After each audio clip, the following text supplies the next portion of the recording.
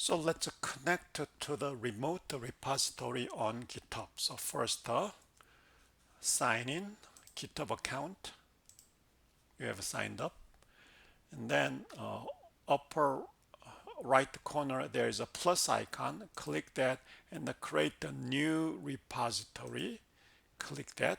And then you need to give a repository name inside your account. It should be unique inside your account. So let me just use the same name, lesson0, and then that is available. But since I have many projects, so let me use OO, object-oriented software. So lesson0, but it's all up to you. You can give any name as you like, and that is available, no duplicate. And then it should be private. So this is not a team project. All the lessons you are going to through, it should be individual private ones. So make sure it's a private, and then click on create repository.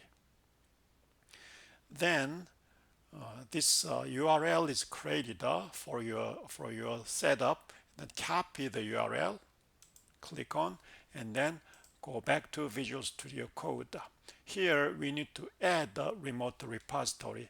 In the down left corner gear icon, click on that and then choose a command palette.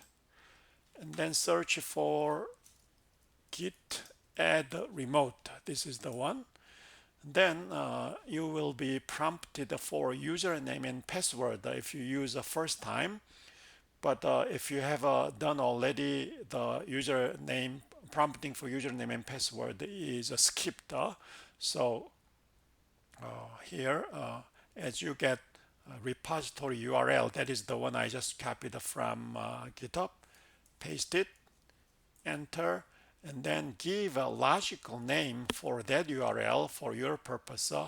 That is, let me give the same name, OO lesson0. So this is just a logical name for my understanding, and press enter.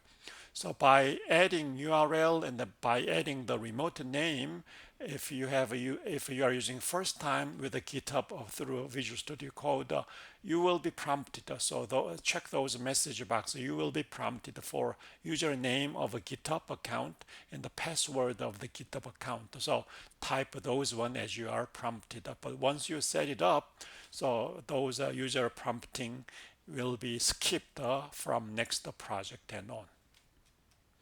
So we have just added the remote repository. Then you need to upload your local code to GitHub. That is on the top source code. There is a horizontal dot dot dot. Click on that and then choose a push to, and then choose the URL or name you have set.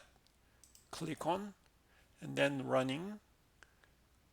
And then it is pushed onto repository, remote repository. So go back to the GitHub, and as you refresh the screen, web browser, you will see that main.java is now pushed and then saved onto remote repository. So even if this is my personal individual project, you can have a backup copy, as well as later you can manage the versions. So if you have developed many versions, if you want to go back or change and so on, you can use the full feature of Git and GitHub.